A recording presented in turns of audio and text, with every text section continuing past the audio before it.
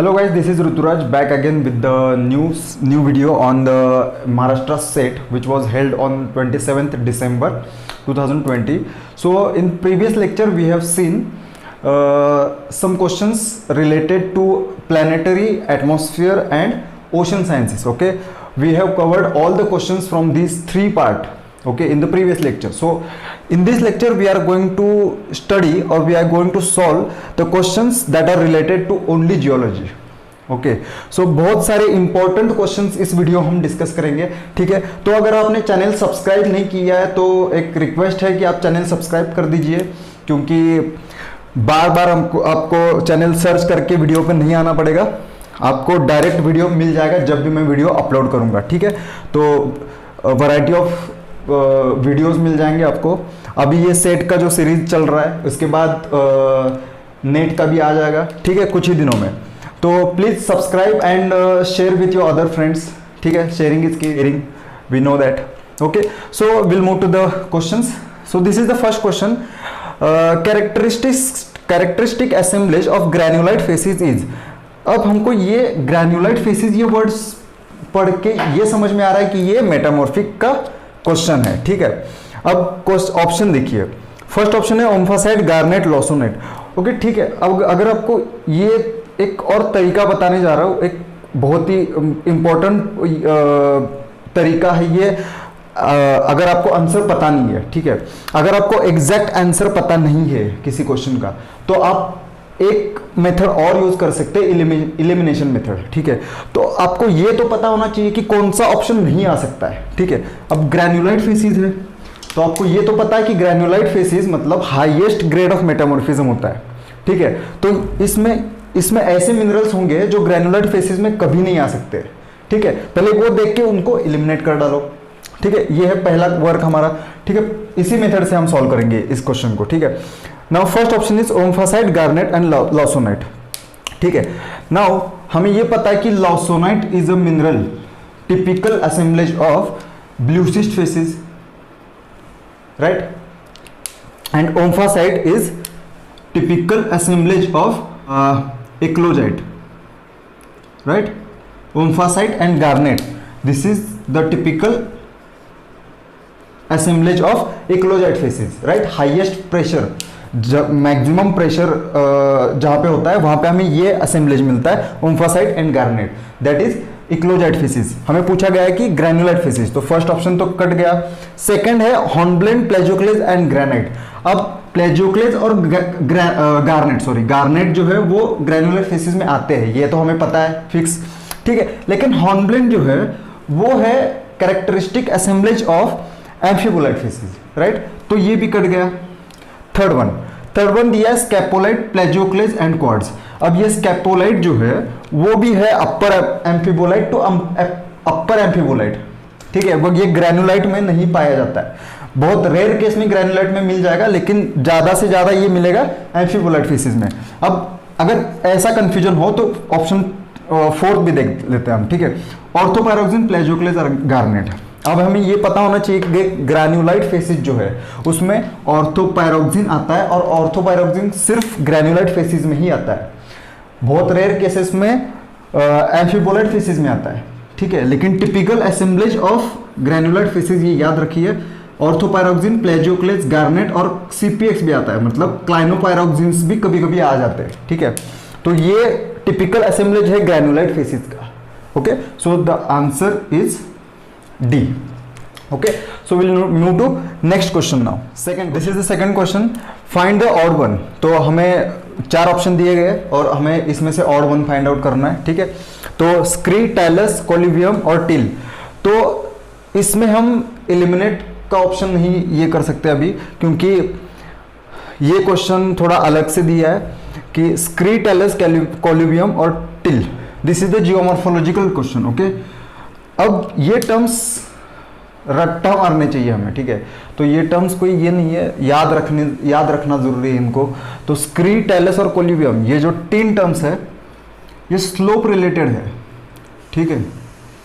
Slope पे जितना भी एक्यूमुलेशन होता है या डिपोजिशन होता है, कहीं दूसरी ओर से आके मटेरियल जहाँ पे डिपॉजिट होता है, अगर स्लोप से रिलेटेड कोई भी डिपॉजिट हो, ठीक है, दिस इज कॉल्ड स्लोप। ये हिल है और ये स्लोप है। तो अगर फुट हिल पे हुआ है डिपॉजिट, यहाँ पे स्लोप पे हुआ है डिपॉजिट, ठीक है, तो इनको बोलते हैं स्क्री टेलस कैलुवियम। अब ये डिपेंड करता है कि उनका ग्रेन साइज क्या है, ये कहाँ पे डिपॉजिट हुआ है, मतलब फुट हिल के पास में हुआ है या प्रॉपर स्लोप पे हुआ है, उस पर डिपेंड करता है कि उसका नाम क्या है, ठीक है। तो these three terms are related to slope, okay, in geomorphology. Now till, what is till? Till हम ग्लेशियल डिपॉजिट को बोलते हैं, ठीक है। Till is glacial deposit, okay.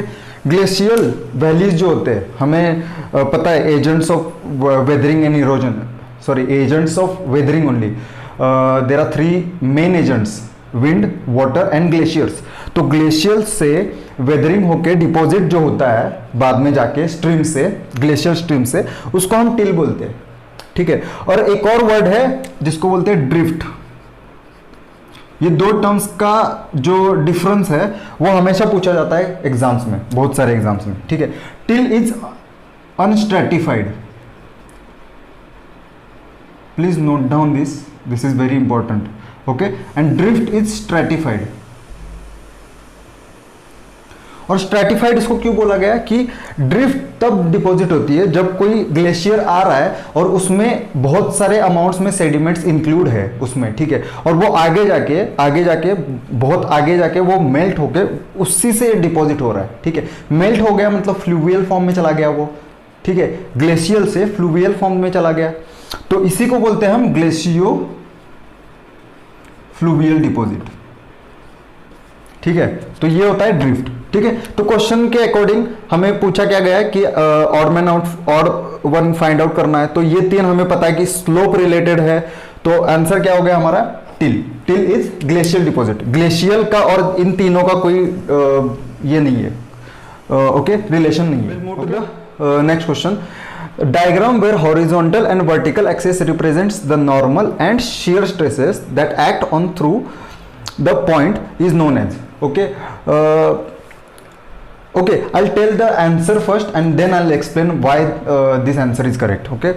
The answer for this question is Morse diagram. Now what has been asked, that is the diagram where the horizontal and vertical axis, this is vertical, this is horizontal, okay.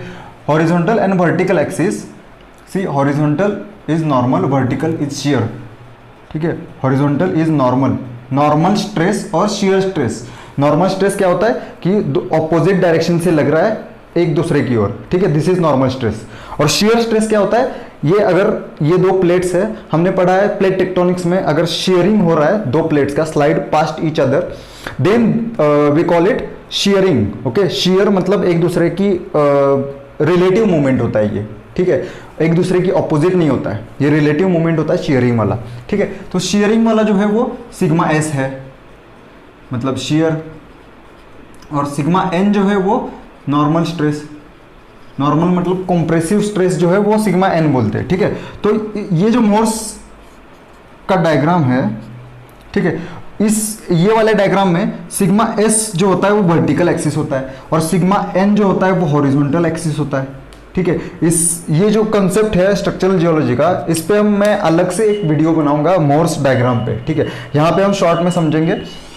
तो ये क्या होता है कि एक circle होता है इस पे और ये डिनोट करता है, अब ये हमारा सिग्मा एन है, राइट। तो एक प्लेन लिया हमने जिस पे स्ट्रेस लग रहा है हॉरिजॉन्टल और वर्टिकल डायरेक्शन से, मान लीजिए कि ये सिग्मा 1 है, ये सिग्मा 3 है। अब सिग्मा 1 और सिग्मा 3 क्या है, सिग्मा 1 इज मैक्सिमम स्ट्रेस और sigma 3 is minimum principal stress, ठीक है। तो ये हम लेते हैं यहाँ पे सिग्मा 1, क्योंकि ये एक्सिस है तो यहाँ पे वैल्यू बढ़ रही है ना इधर जाते जाते, तो सिग्मा 1 मतलब मैक्सिमम है हमारा, ठीक है। Sigma 1 is always maximum, sigma 3 is minimum stress, तो ये होता है सिग्मा 1 एंड सिग्मा 3। और ये दो स्ट्रेस प्लॉट करके हम एक सर्कल बनाते हैं, ठीक है। तो ये सर्कल का जो रेडियस है, अब ये रेडियस हो गया, तो ये जो रेडियस है वो वर्टिकल एक्सिस को जहाँ पे कट करेगा, ठीक है, तो जितना जहाँ पे कट कर रहा है तो इतना शियर स्ट्रेस वैल्यू इस ये वाले वर्टिकल एक्सिस पे यहाँ पे जो वैल्यू रहेगा उतना शियर स्ट्रेस इस प्लेन पे लग रहा है, ठीक है, इसका मतलब है, ठीक है, दिस इज मोर्स डायग्राम। तो क्वेश्चन में वही पूछा है, ठीक है, क्लियर। इस पे मैं अलग से वीडियो बनाऊंगा, एक स्पेशल वीडियो, ठीक है। So will move to the this is the next question, very simple question. Akermanite is the example of, अब ये आपको पता होना चाहिए कि ये एक मिनरल है, ठीक है, एक यहाँ पे ये भी नहीं दिया है कि ये मिनरल है, ठीक है, ये पता होना चाहिए कि आपको ये मिनरल है, कौन से सिलिकेट स्ट्रक्चर में क्रिस्टलाइज करता है, सिलिकेट स्ट्रक्चर्स क्या होते हैं, ठीक है। नाउ अब हम देखेंगे सिलिकेट स्ट्रक्चर्स क्या होते हैं। ये 4 सिलिकेट स्ट्रक्चर्स का नाम दिया, साइक्लोसिलिकेट, टेक्टोसिलिकेट, सोरोसिलिकेट और नेजोसिलिकेट। कौन सा है इसमें से ये बताना है, ठीक है। तो आंसर इज सोरोसिलिकेट, ओके। सोरोसिलिकेट स्ट्रक्चर्स क्या होते हैं कि SiO2, हमें ये पता है कि ये क्वार्ट्ज का फॉर्मूला है, राइट। तो इसमें से हमें क्या करना है, Si इज टू ऑक्सीजन। तो सिलिकॉन और ऑक्सीजन का जो रेशो होता है ये होता है हमारा सिलिकेट स्ट्रक्चर का रेशो। अब ये क्वार्ट्ज हमें पता है कि टेक्टोसिलिकेट में क्रिस्टलाइज करता है, ठीक है। इसका जो इसका जो सिलिकेट स्ट्रक्चर है वो टेक्टोसिलिकेट है। तो इसका ये क्या हो गया, सिलिका कितना यहाँ पे, सिलिकॉन कितना है 1:2, ऑक्सीजन कितने हैं 2, तो टेक्टोसिलिकेट का फॉर्मूला हो गया 1:2, ओके। सो टेक्टोसिलिकेट का जो स्ट्रक्चर होता है वो ऐसा होता है, ओके। सो ये फ्रेमवर्क सिलिकेट होता है, मतलब बहुत ज़्यादा कॉम्प्लेक्स है ये, ठीक है। इस पे भी हम वीडियो बनाएंगे एक, ठीक है। ये 3D में होता है, ठीक है, बहुत ज़्यादा सबसे कॉम्प्लेक्स स्ट्रक्चर होता है सिलिकेट का वो टेक्टोसिलिकेट। मैं यहाँ पे ड्रॉ नहीं कर सकता क्योंकि मेरा ड्राइंग भी इतना अच्छा नहीं है और वो 3D दिखाना पड़ेगा मुझे, ठीक है। किसी और दिन हम एक स्पेशल वीडियोस में देखेंगे। अब सोरोसिलिकेट ही देखते हैं क्योंकि sorosilicate is a 2D structure, I can show you in the 2D diagram, okay. Sorosilicate ये होता है कि सोरोसिलिकेट का रेशो होता है 2:5, ओके। तो सोरोसिलिकेट का ये डायग्राम होता है,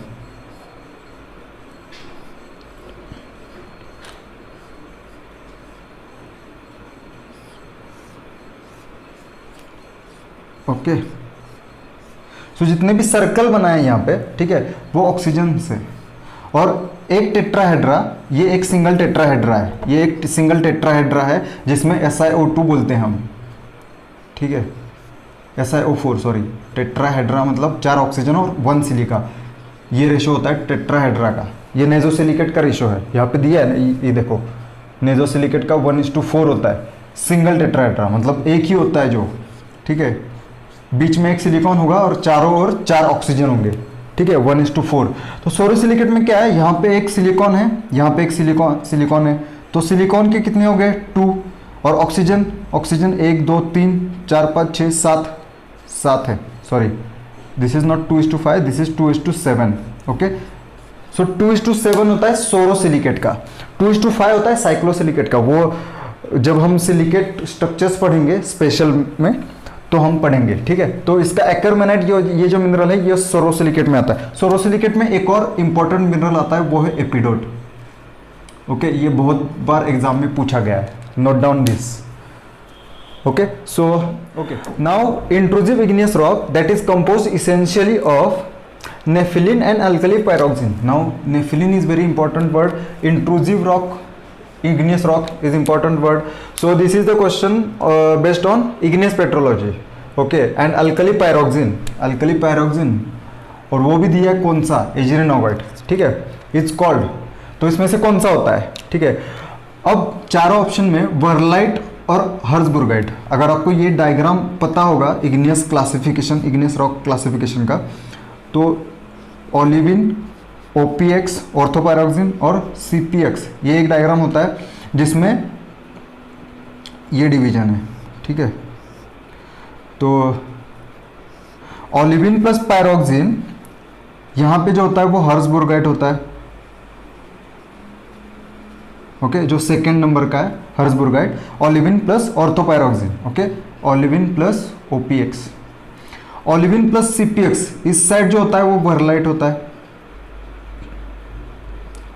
wehrlite, okay, so olivine plus CPX wehrlite हो गया। तो ये दो जो है वो पेरिडोटाइट्स है, ओके,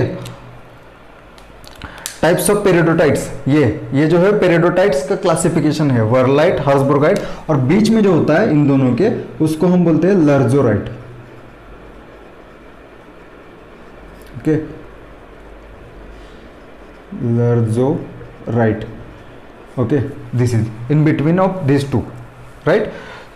और ये यहां से नीचे जो यहां पे क्लासिफिकेशन होता है उसको बोलते हैं हम पायरोक्सिनाइट, पायरोक्सिनाइट्स। तो हमें ये पता चलता है कि पायरोक्सिनाइट्स से ये ऊपर का क्या है, पेरिडोटाइट्स, ठीक है।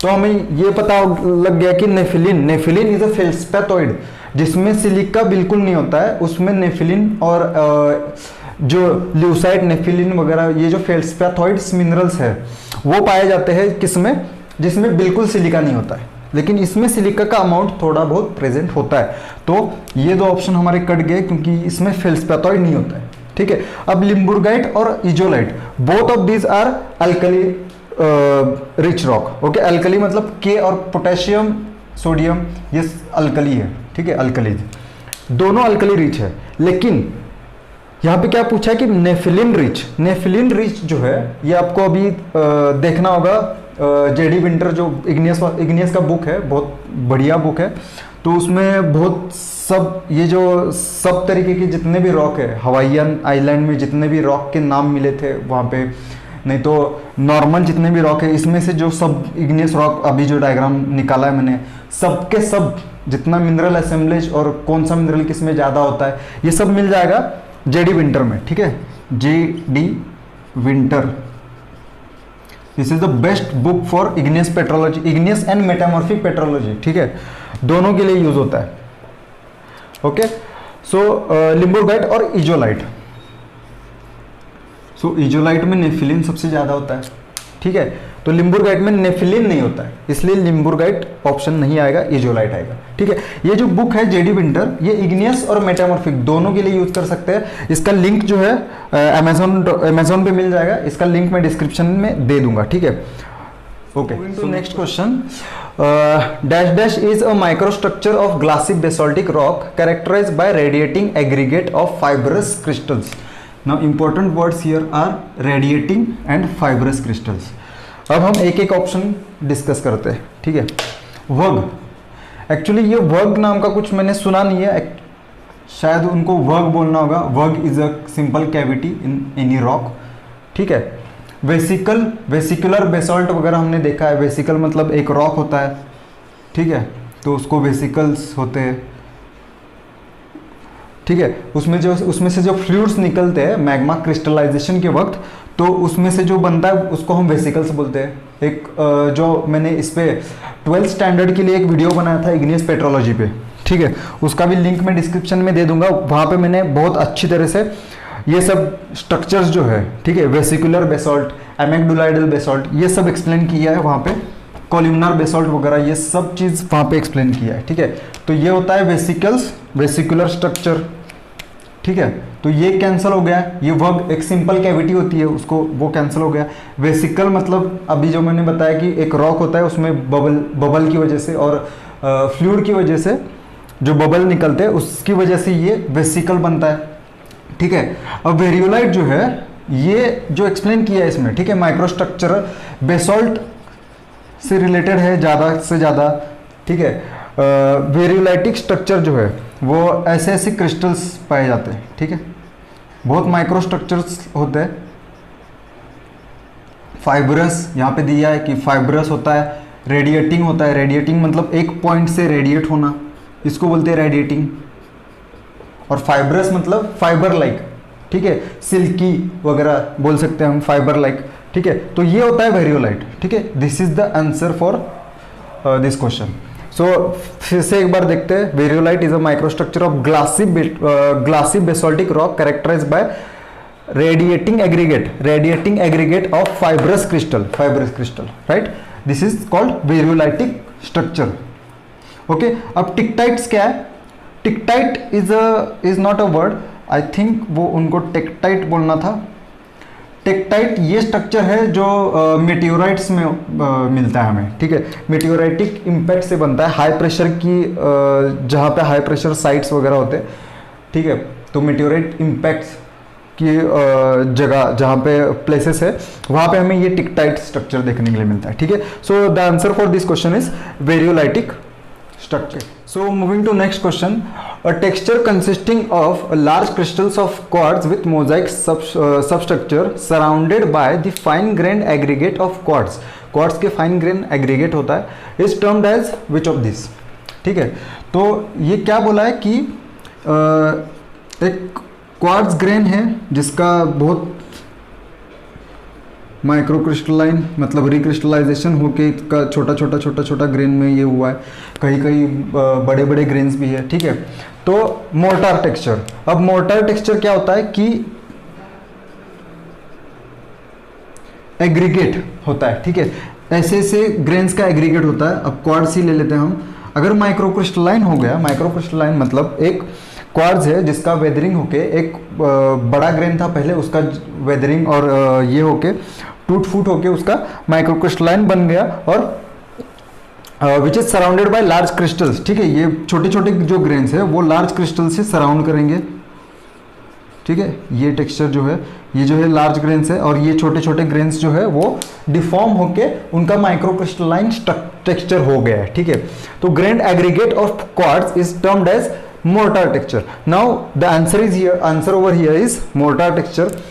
Just now I told you what is mortar texture. Now we'll see the other options also. Okay, phylonite वो होता है जो प्लेटी मिनरल्स से बनता है, ठीक है। प्लेटी मिनरल्स मतलब फाइलोनाइट्स। ओके, फाइलोनाइट्स प्लेटी मिनरल्स में क्या होता है आता है biotite, muscovite, these are the short forms for biotite, muscovite, okay. Sericite, ये सब प्लेटी मिनरल्स है। टाल्क, ठीक है। ये सब मिनरल अगर मिलके एक रॉक बन रहा है तो उसको बोलते हैं फाइलोनाइट, क्योंकि उसमें सब प्लेटी मिनरल्स है। एक अगर रॉक के टेक्सचर देखा जाए तो ऐसा दिखेगा हमें, ठीक है, क्रॉस सेक्शनल व्यू, ओके। और रिएक्शन रिम वो होता है जो बीच में एक ग्रेन रहेगा और साइड में दूसरे ग्रेन्स वगैरह रहेंगे, और ये वाले ग्रेन का जो मटेरियल है वो इसके साथ रिएक्ट होके एक दूसरा एक स्ट्रक्चर मतलब दूसरा एक मिनरल बनाएगा, ठीक है। केमिकल कॉम्पोजिशन दोनों का मिक्स करके एक तीसरा मिनरल बनाएगा जो इन दोनों के बीच में डिपॉजिट होके एक रिंग बनाएगा उसके ऊपर, ठीक है। जो ऑलरेडी प्रेजेंट वहाँ पे ग्रेन है वहाँ उसके ऊपर एक और नया मिनरल का रिंग बनाएगा, तो उसको बोलते हैं रिएक्शन रिंग के शेप में होता है, इसलिए हम बोलते हैं उसको रिएक्शन रिंग, ठीक है। तो answer for this is mortar texture. Moving to the next question, the pervasive parallel foliation of fine grained platy minerals, which is very important term, in the direction perpendicular to the direction of maximum finite shortening, okay, maximum finite shortening के perpendicular है by deformation and low grade metamorphism. तो ये क्या बोल रहा है, एक foliation है, फोलिएशन मतलब ये फोलिएशन है विच इज फाइन ग्रेन्ड, इसमें से जो ग्रेन्स है वो फाइन ग्रेन्स है, fine grained platy minerals, okay. प्लेटी मतलब हमें पता है कि फाइलोसिलिकेट्स, इसके पहले वाले क्वेश्चन में जो डिस्कस किया था हमने कि फाइन ग्रेन्ड प्लेटी मिनरल्स मतलब माइका वगैरह ये सब आते हैं, टाल्क वगैरह। तो in direction of perpendicular to the direction of maximum shortening, okay.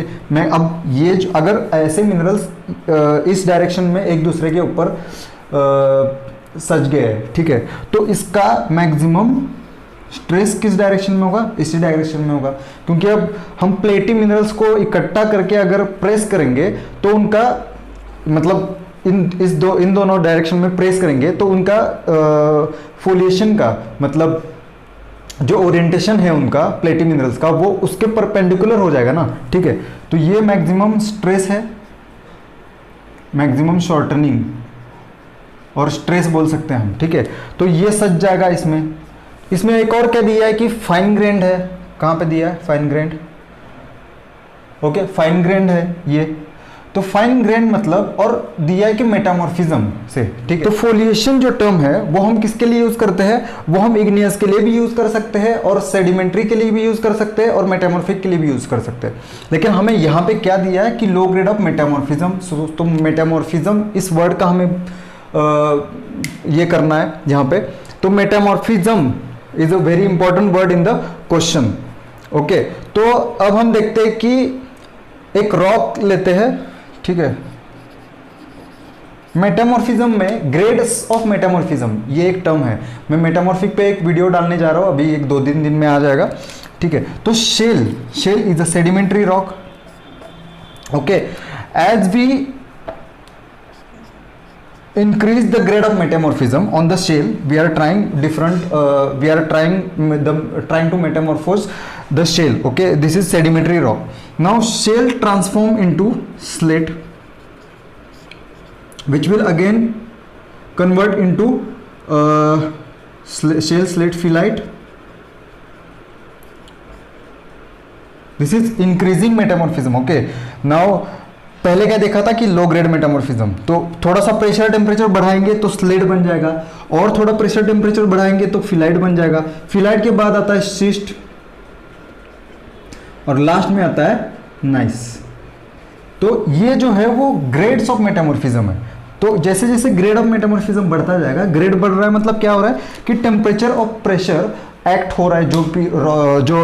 जो रॉक हमने लिया था जिसपे हम मेटामॉर्फिज्म ट्राई कर रहे हैं, तो इस पे प्रेशर और टेम्परेचर बढ़ता जा रहा है, ठीक है। तो ग्रेड बढ़ता जा रहा है, यहाँ पे हाई ग्रेड है इस साइड और यहाँ पे लो ग्रेड है। तो क्वेश्चन में क्या पूछा हमें, fine grain platy minerals, shale is fine grain mineral, sorry fine grain sedimentary rock. Shale किससे बनता है, क्ले मिनरल से बनता है शेल, सही है। तो shale is a fine grain, तो फाइन ग्रेन तो है। लेकिन एक और बात, जैसे जैसे ग्रेड बढ़ता जाएगा मेटामॉर्फिज्म में, वैसे वैसे क्या होगा कि ग्रेन साइज जो है वो बढ़ती जाएगी, ठीक है। तो नाइसेस में हम अगर देखेंगे तो स्लेट और शेल से बहुत ज़्यादा बड़े बड़े ग्रेन्स दिखेंगे। अगर आपने हैंड स्पेसिमेन देखा हो नाइसेस शिस्ट का और नीस का, तो आप नेकेड आइज से आप पहचान सकते हैं कि हाँ this is the mica, this is the garnet, okay. So this is the difference between low grade and high grade metamorphism. हमें इसमें दिया है कि फाइन ग्रेड मिनरल है तो हाई ग्रेड तो नहीं आएगा, ठीक है। इसमें फाइन ग्रेड नहीं रहता है अगर ग्रेड बढ़ गया तो, ठीक है। तो इसमें 2 ऑप्शन दिए हमें, स्लेटी और सिस्टोसिटी, ओके।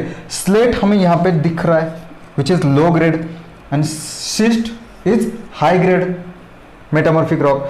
तो ये 2 मेटामॉर्फिक तो है, ठीक है। तो फोलिएशन हमारा कट हो गया था क्योंकि ये टर्म जो है हम ज़्यादा सेडिमेंट्री में भी यूज करते हैं और मेटामॉर्फिक में भी यूज करते हैं, ठीक है।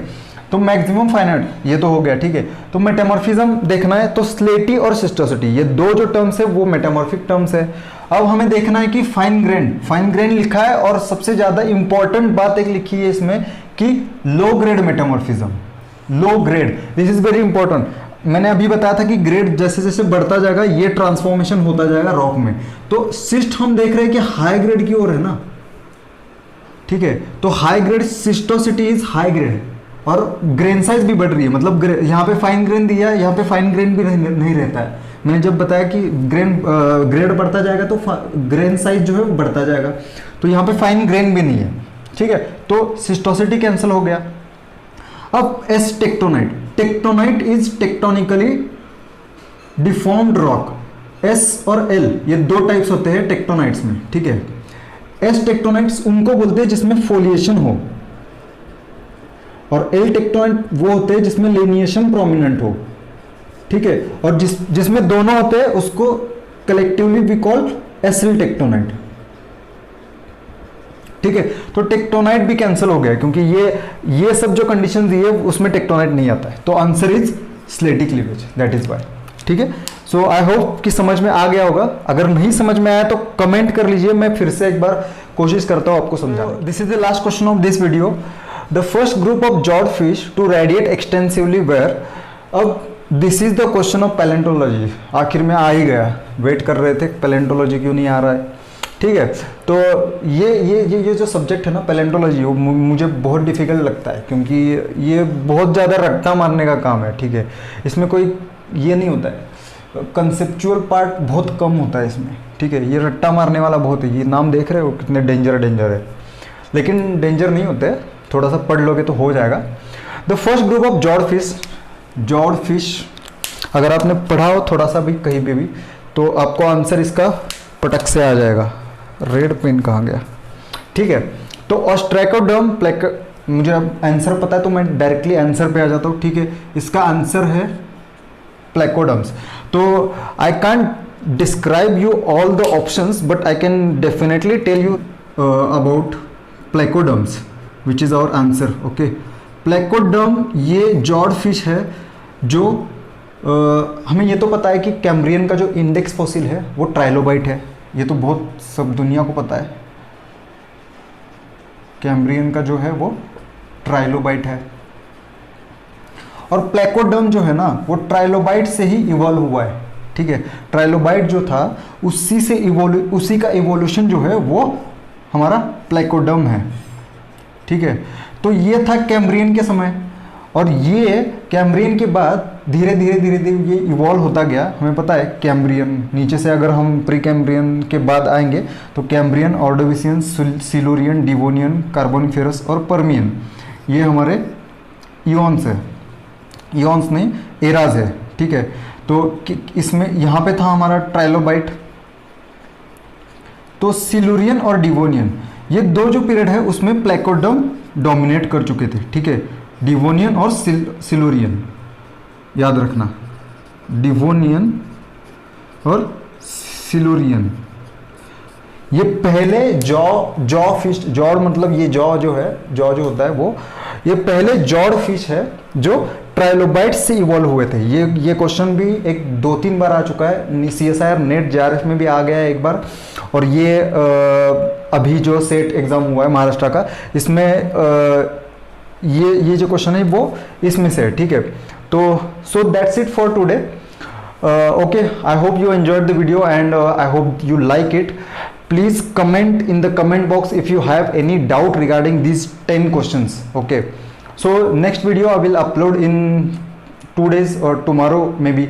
Okay, so finally please subscribe to my channel and share with your other friends. Okay, hope so. Have a good day. Thank you.